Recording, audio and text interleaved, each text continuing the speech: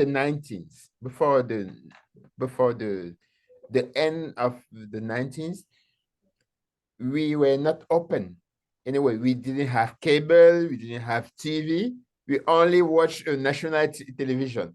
And I remember it was only at the end of the news that we had some news from all over from the rest of the world. And at that time, as kids, I will say I didn't have any idea about what was going on outside the world, outside Cameroon. And with after the 19 in the year 2000, when everybody was able to have a television, and when we have the cable, and until now, a Cameroonian is more aware of what is going on outside than what is going on in the same city. You will say it's the same thing here. Yeah, but it's more, I think for the Cameroonian is they are much aware about what's going on outside, because first, there is not many opportunities in Cameroon, and everybody, I will say, everybody want to get out of Cameroon. Yes, they think that everything that's good is outside. Everything that is perfect, it's out of the country. We have those economical problems. We have the problem with the human rights. We have problem with that war that is that's happening since 2016 in the Anglophone part, and we have the insecurity in the north part with Boko Haram, this insecurity in the east part with the terrorists from Central African Republic. It was not like this before, but right now in Cameroon, people feel insecure. And recently, a journalist was abducted, and he was killed 5 days after. And he was brutally killed. They cut his finger, he was mutilated.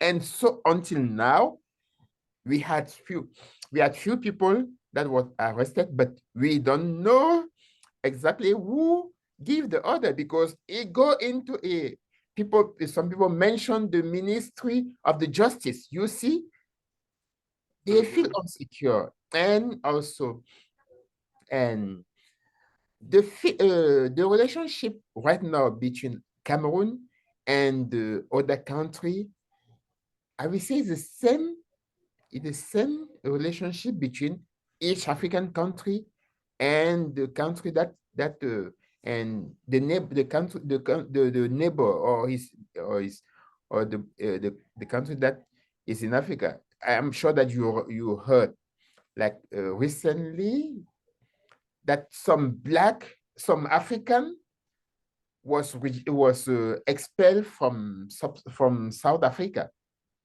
It's the same thing in Cameroon. We had people who were expelled from Equatorial Guinea, which is close to us. Some were expelled from Gabon, and it's the same thing. You see, people don't want, as Professor Bembe said, people don't want African in Europe, but in Africa, we don't want ourselves. Wow. That's how life goes in Africa.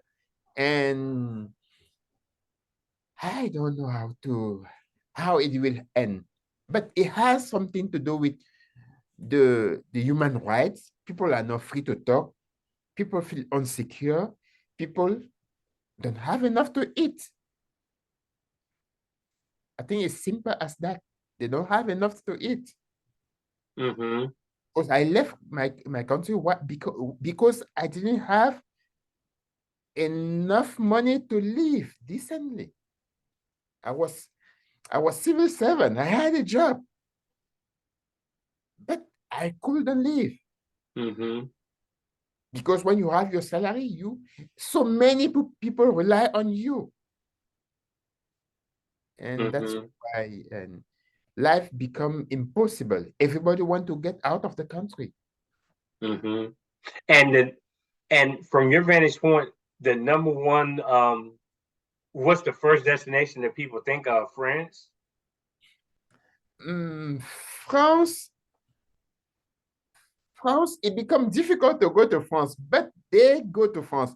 But people right now, a lot of people go to Canada because with the Canada immigration, many people, many people who got many graduate, many college graduate, they go to Canada because it's so easy to get there. Mm-hmm. They already have a job in Cameroon. Uh, they have they have they have some skills and they go there. But even in Europe, I think 2 years ago, a research point the fact that in Germany there were more Afro-Cameroonian doctors than in Cameroon. Mm-hmm. And I think in this is the same case in France. I will say Germany, Germany, but I'm sure we have more Cameroonian in France. But recently we have more of them go to Germany, to Belgium. You know, Belgium people speak French, Mm-hmm. and Canada also because they speak French there. We have many Cameroonian there. I don't have the exact number because I didn't look into that scholar. But because I see people travel, people go out of the country, Germany, and before the COVID, of course, they go to Germany and recently Canada.